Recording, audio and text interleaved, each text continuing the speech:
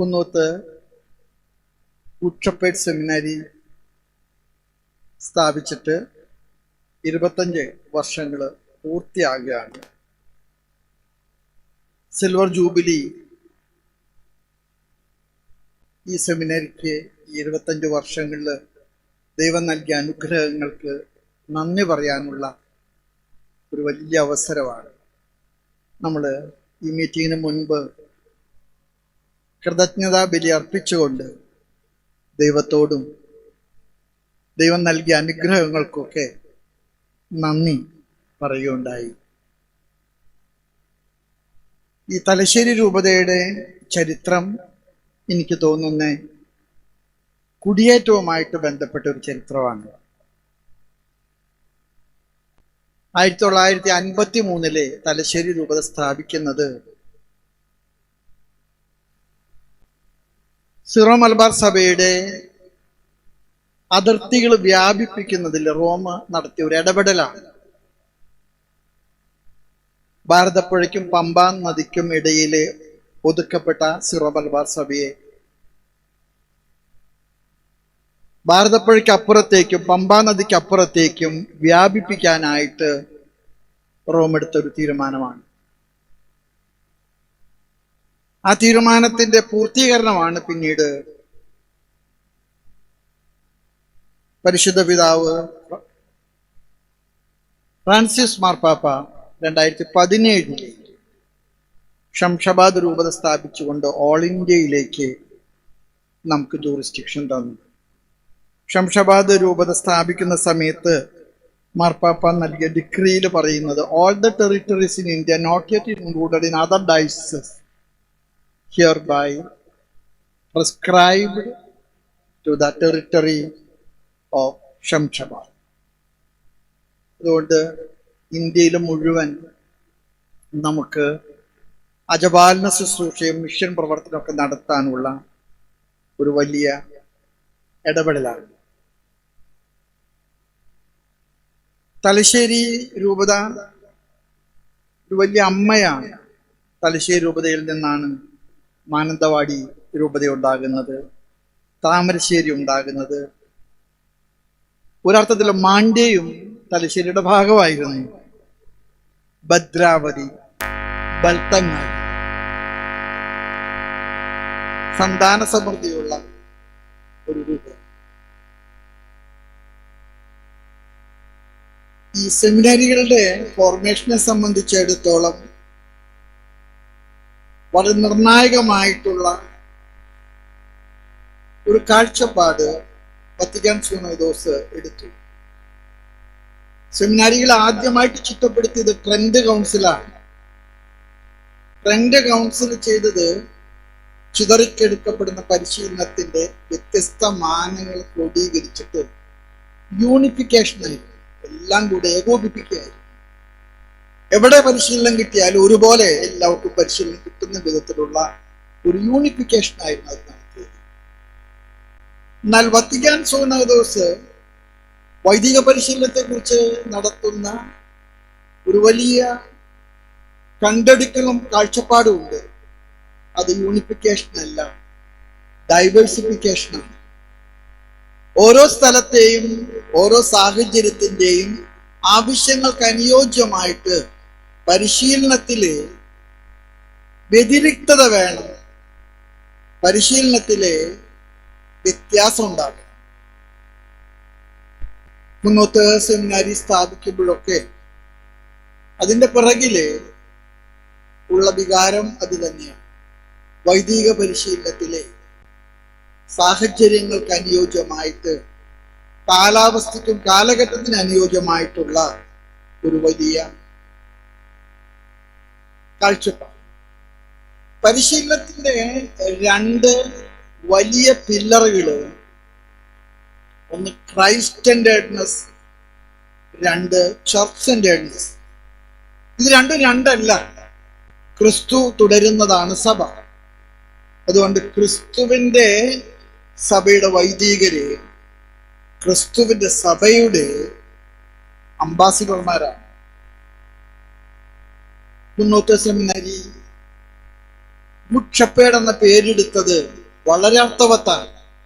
ഇനി ഇതിലും നല്ലൊരു പേര് ഈ സെമിനാരിക്ക് കൊടുക്കാൻ പറ്റില്ല.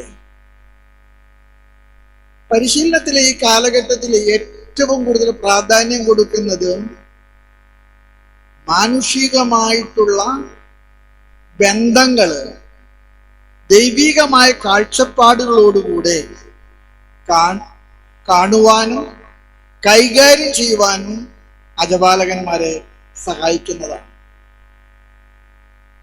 Spiritual formation, academic formation, pastoral formation എന്നൊക്കെ നമ്മൾ വിളിക്കുന്നുണ്ടെങ്കിൽ പോലും അതെല്ലാം ഒരു പിരമിഡ് രൂപത്തിൽ വന്ന് മുട്ടുന്നത് human ഫോർമേഷനിലാണ്.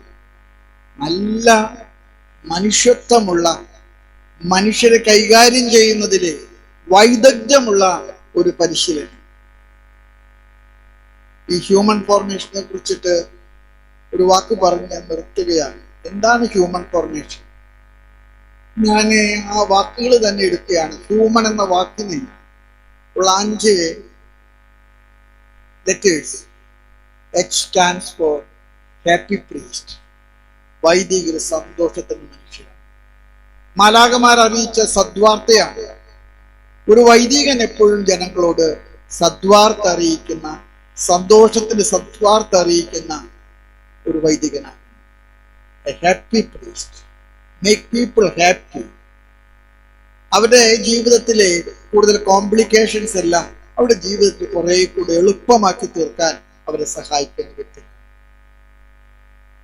U stands for understanding. എത്ര മനോഹരമാണ് ആ വാക്കിന്റെ അർത്ഥം. ഈ ലോകത്തിലെ ഏറ്റവും കൂടുതൽ ഈശോയെ അണ്ടർസ്റ്റാൻഡ് ചെയ്തത് മറിയമാണ്. യോഹന്നാന്റെ സുവിശേഷത്തിൽ കൃത്യമായിട്ട് പറയുന്നുണ്ട്, Mary stood under the cross of Jesus. Stood under the cross, understood. മനുഷ്യന്റെ പ്രതിസന്ധികളിലെ അവന്റെ കൂടെ നിൽക്കാനുള്ള കഴിവാണ് understanding. M stands for maturity. Maturity എന്ന് പറയുന്ന 3 ഗുണങ്ങളാണെന്നാണ് പറയുന്നത്. Realism, റീസണബിലിറ്റി and responsibility. റിയലിസം, നമ്മുടെ സാധ്യതകൾ, അതേക്കുറിച്ച് ഒരു റിയലിസം. നമ്മുടെ ചക്രവാളങ്ങളുടെ വെല്ലുവിളികൾ, ഒരു റിയലിസം നമുക്കുണ്ടാകും. നമ്മളെ സംബന്ധിച്ചിടത്തോളം ഈ അണ്ടർസ്റ്റാൻഡിങ് ദൈവജനത്തോട് കാണിക്കുമ്പോഴാണ് അജപാലന ശുശ്രൂഷ ഏറ്റവും സുഗമമാകുന്നത്, സുശക്തമാകുന്നത്, വലിയ വിജയമാകുന്നത്. വൈദിക വിദ്യാർത്ഥികൾ പഠിക്കുന്ന സ്ഥാപനത്തിൽ എനിക്ക് ഇവരോടൊക്കെ പറയാൻ ആഗ്രഹമുണ്ട്. അധ്യാപകരോടും വിദ്യാർത്ഥികളോടും നിങ്ങളുടെ കഴിവുകൾ വളർത്തിയെടുക്കാനുള്ള സ്ഥലമാണ്. നിങ്ങളുടെ എല്ലാ കഴിവുകളും നിങ്ങൾ വളർത്തിയെടുക്കുക. ഒരു കഴിവും നിങ്ങൾ കുഴിച്ചു മൂടിയ താലന്ത് പോലെ ആക്കരുത്. എല്ലാ കഴിവുകളും അതിന്റെ പരമാവധിയിൽ വളർത്തിയെടുക്കാൻ സുന്നത്ത് പരിശീലനത്തിൽ കഴിയട്ടെ. ഞാൻ അവസാനിപ്പിക്കുകയാണ്. ഒരു വൈദികന്റെ പെരുമാറ്റ ശൈലിയിൽ ഏറ്റവും കൂടുതൽ ഉണ്ടാകേണ്ടത് കുലീനത്വമാണ്, mobility. The priest shall be noble, happy priest, understanding priest, mature priest, able priest and noble priest. ഒരുപക്ഷെ ഗുഡ് ഷെപ്പേർഡ് സെമിനറി ആ പരിശ്രമത്തിലെ 25 കൊല്ലം പിന്നിടുകയാണ്. ഞാനിവിടെ ഒരുപാട് പൂർവ്വ വിദ്യാർത്ഥികളും അധ്യാപകരെയൊക്കെ കണ്ടപ്പോൾ എൻ്റെ മനസ്സിൽ തോന്നി ഈ സെമിനാരിയോടുള്ള ലോക്കിങ്. അവിടെ ആത്മബന്ധമാണത് കാണിക്കുന്നത്. എളുപ്പമല്ല. എത്രയോ ദൂരങ്ങൾ യാത്ര ചെയ്തിട്ടാണ് ഇവിടുത്തെ പഴയ വിദ്യാർത്ഥികൾ അധ്യാപകർ എത്തിച്ചേർത്തിരിക്കുന്നത്. ഇവിടെ ധാരാളം ബെനഫാക്ടേഴ്സ് വന്നിട്ടുണ്ട്. നമ്മുടെ വൈദിക പരിശീലനത്തിലെ അൽമായരും സന്യസ്തരും പരിശീലനത്തെ വിജയിപ്പിക്കാൻ നൽകുന്ന സാമ്പത്തിക പിന്തുണ ഇത് നിസ്സാരമല്ല. നമ്മുടെ വൈദിക വിദ്യാർത്ഥികള് എല്ലാ ചെലവും ഏറ്റെടുക്കാൻ മാത്രം പ്രാപ്തമായ കുടുംബങ്ങളിൽ നിന്ന് അപൂർവം പേര് വരുന്നതാണ്. ബാക്കിയൊക്കെ വളരെ സാധാരണ കുടുംബങ്ങളിൽ വരുന്നവരാണ്. അവിടെ ആവശ്യങ്ങൾ നിർവഹിക്കുന്നതിലെ നമുക്ക് ശക്തി പകരുന്ന ഏജൻസികൾ, നമുക്ക് ശക്തി പകരുന്ന വ്യക്തികള്, കുടുംബങ്ങള്, സമൂഹങ്ങൾ എല്ലാവരെയും നന്ദിയോടുകൂടെ ഓർക്കണം. ഞാൻ അവസാനിപ്പിക്കുന്നു. 25ാമത്തെ ഈ രജത ജൂബിലി ഒരു കൊടികയറ്റമാണ്. മുന്നോട്ടുള്ള വലിയ പ്രയാണത്തിൽ നിങ്ങൾ നടത്തിയ വിജയഗാത്ര ഇനിയും കൂടുതൽ ഊർജ്ജസ്വലതയോടുകൂടെ കൊണ്ടുപോകാൻ ദൈവം നിങ്ങളെ അനുഗ്രഹിക്കട്ടെ എന്ന് പ്രാർത്ഥിച്ചുകൊണ്ട് എല്ലാ മംഗളങ്ങളും സ്നേഹാശംസകളും നേർന്നുകൊണ്ട് നിർത്തുന്നു. നന്ദി, നമസ്കാരം.